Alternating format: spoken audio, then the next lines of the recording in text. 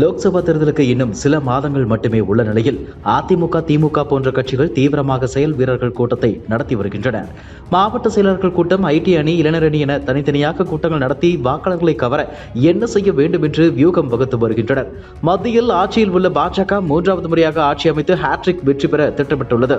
இதற்காக பல்வேறு வியூகம் வகுத்து வருகிறது.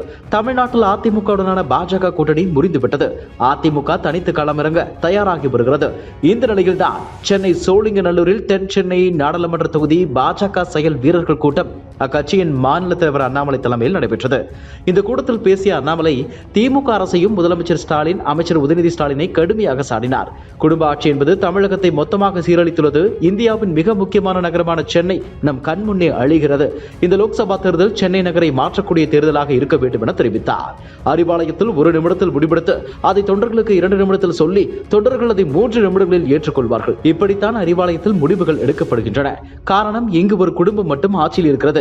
ஆனால் பாஜகவை பொறுத்தவரை அவ்வாறு இல்லை. சின்ன சின்ன பிரச்சனைகளின் ஊடே ஜனநாயகத்தின் வளர்த்து கட்சியை வளர்ப்பதுதான் பாஜகவின் அழகே. உலகிலேயே உண்மையான பரிபூர்ணமான தலையில் தொடங்கி கால் வரை முழுமையாக ஒரு ஜனநாயகம் இருக்கும் கட்சி பாஜக தான். அதனால் கட்சியிலும் இயற்கையாகவே பிரச்சனைகளும் அதிகமாகத்தான் இருக்கும்.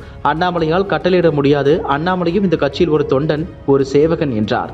அதிமுகவுடனான கூட்டணி முறிவு குறித்து பேசிய அண்ணாமலை, வீடு நாம் கட்டியுள்ளோம். என்டிஏ கூட்டணி நமது வீடு போன்றது.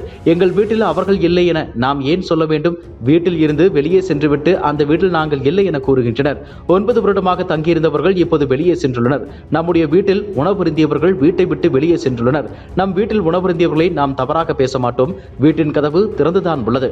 மோடி அனைவரையும் வரவேற்பார். இந்த வீட்டிற்கு விருந்தினர்கள் வரத்தான் செய்வார்கள். லோக்சபா தேர்தலில் 400க்கும் மேற்பட்ட தொகுதிகளில் வெல்வோம். அவர்கள் என்ன சொன்னாலும் பலம் நமது பக்கம் இருக்கிறது.